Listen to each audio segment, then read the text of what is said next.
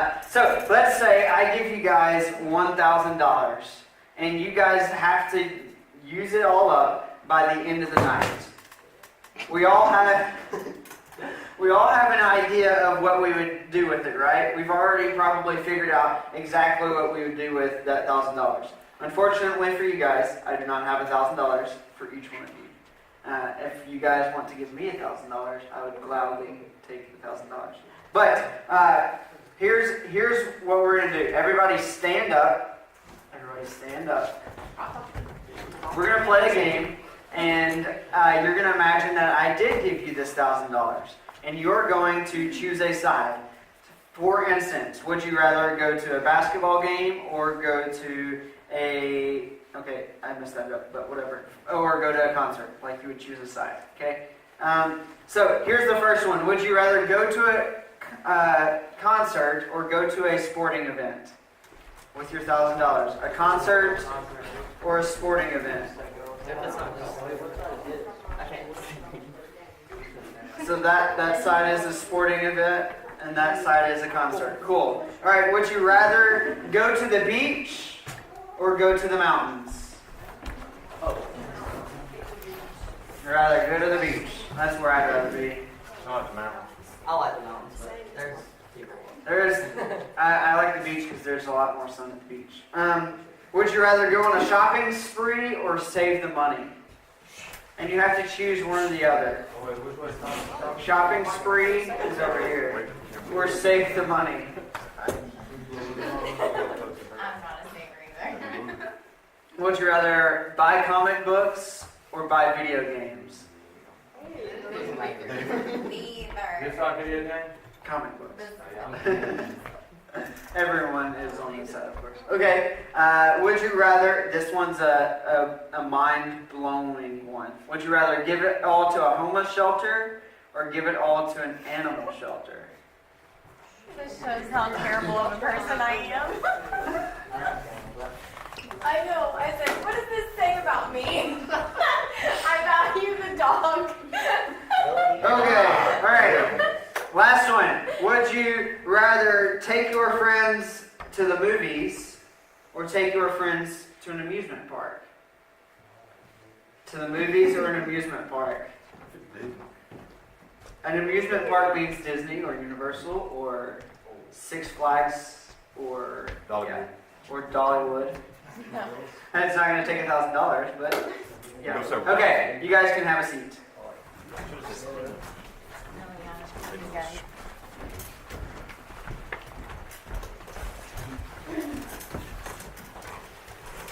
So you guys definitely had an idea about what you would spend your $1,000 on, and you guys probably don't have a ton of money at your age, unless you have a job, then you have some money.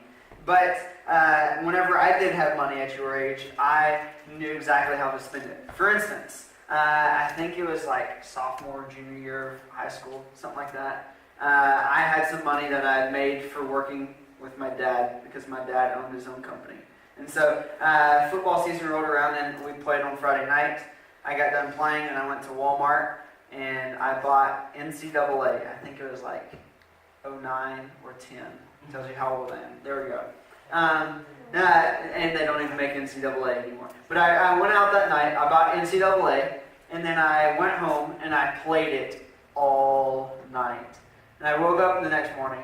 Yes, I woke up the next morning, sitting on the couch like this, still ready to play NCAA. But we all have an idea of what we would spend our money on. We all, if we have money, know what we're going to spend our money on. If we don't have money, know what we would spend our money on if we had money. And money is a powerful tool.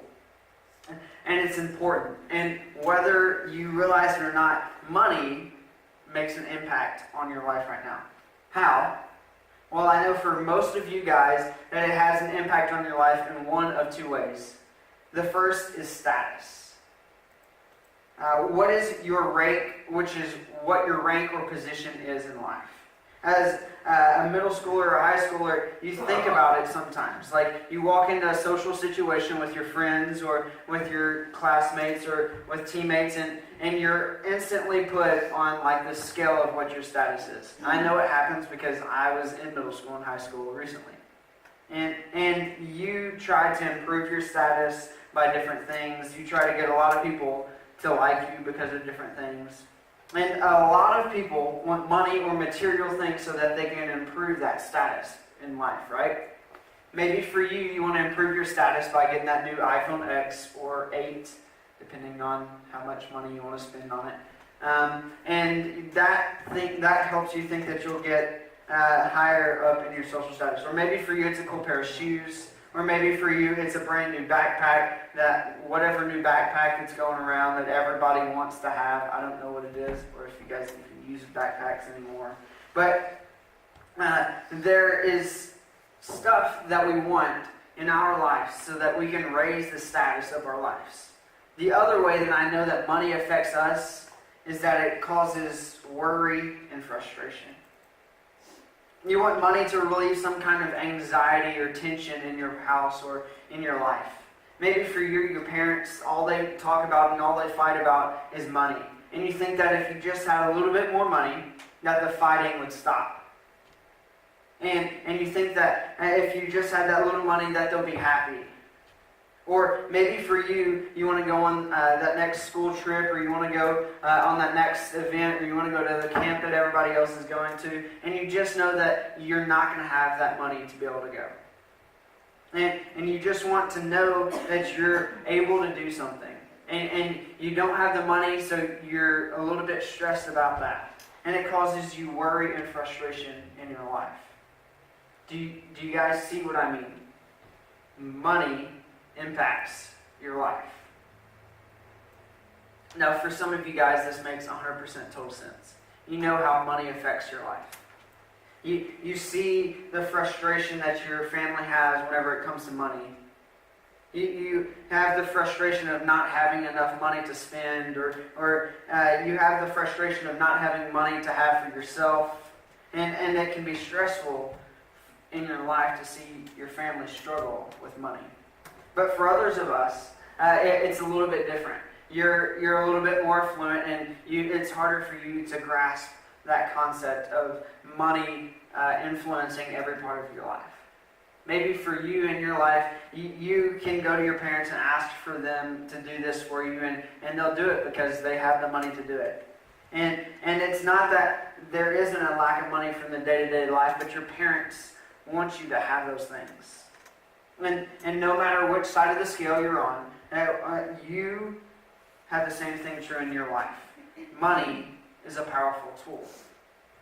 And that means that the way that you guys view money at this point in your life is even more important right now.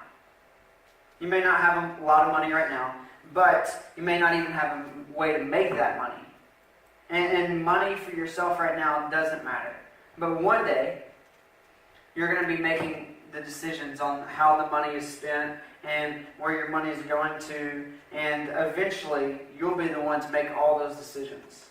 And in fact, the way that you spend or use your money now in your life will affect the way that you spend and use your money later on in life. Because you'll establish those boundaries and those goals that you're going to use as an adult. And believe it or not, this is where we get to the meat part of us. Believe it or not, the Bible thinks that it's pretty important, that money is pretty important too.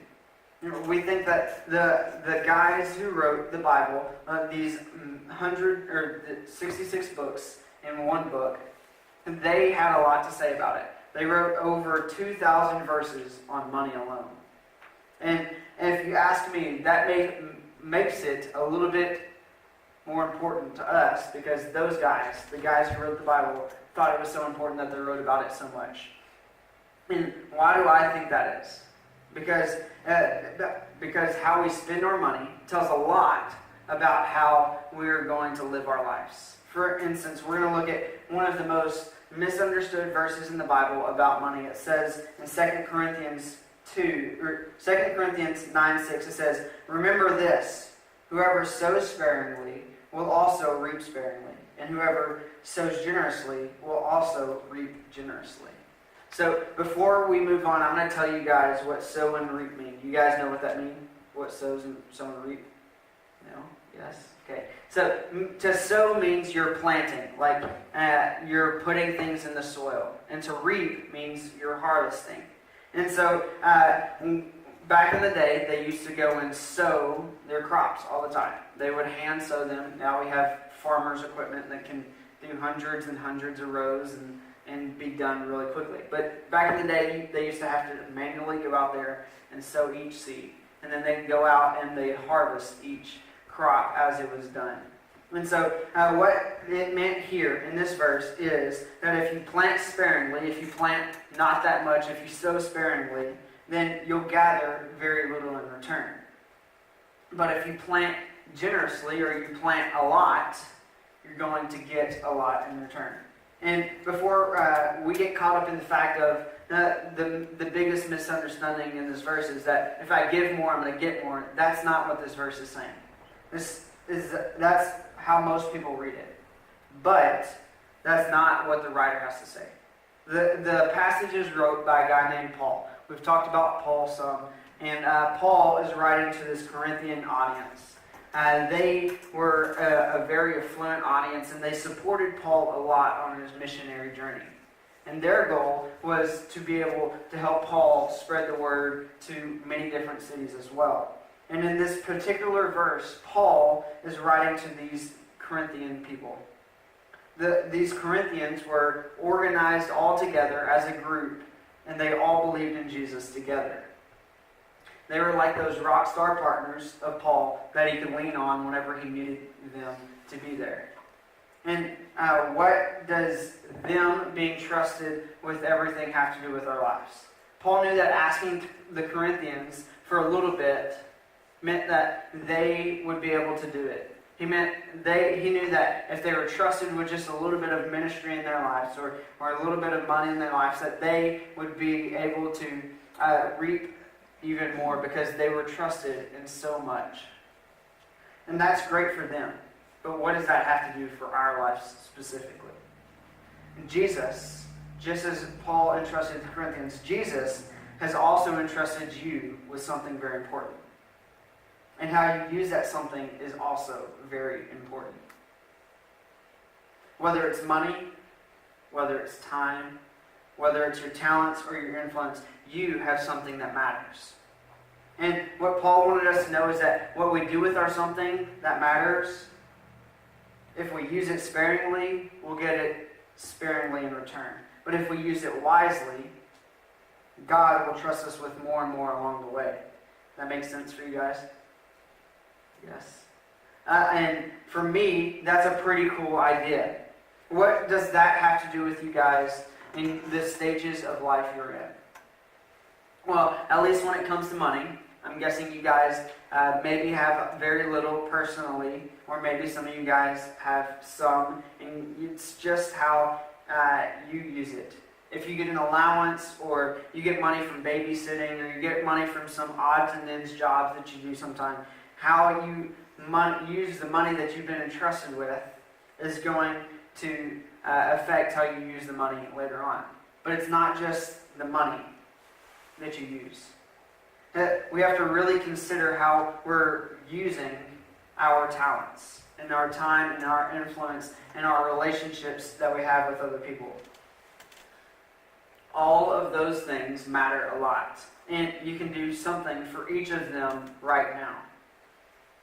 So maybe the best place for us to start is by simply asking ourselves this question: what has God given me? What has God given me? What talents or gifts do I have? What skills can I use? What resources do I have to use? And what has God given me? Start by identifying what God has entrusted you with. Then, recognize its value and consider how you can use it well or generously in your life. When you learn to do this now, to use what God has blessed you with now, then whenever you get older in your life and you're entrusted with more, God can bless you more because He'll know that you know how to bless him with it. And maybe even whenever you get more money, you'll be trusted with more because God knows that you can be trusted with more. Recognize now that you have something that matters and that you ask God to help use it wisely. Like I said, you guys may not have a lot of money right now, but there's opportunities that you can do. There's opportunities to serve. There's opportunities for you to give back. One of the ways that we're giving back is a little bit of monetary give back. We have a box out there. I don't know if you guys have noticed it when you come in. But we have a box out there that says One for Blot on it. That's the mission organization we're going to this summer. And our goal is $50 a month to support this mission organization so that they can feed 100 kids once a week, one more time a week, so that they can have one more meal a week. Most of these kids live on $1 a day. But it's our goal to help feed them one more time. And that's why we have that box out there. So as you guys come back and forth to church, remember that so you can give back. I'm going to pray and then we're going to go into groups. Let's pray. God, I thank you so much for loving us, and I thank you so much for sending your son to die for us. And I thank you so much for blessing us so that we can bless other people. It's in your son's name we pray. Amen.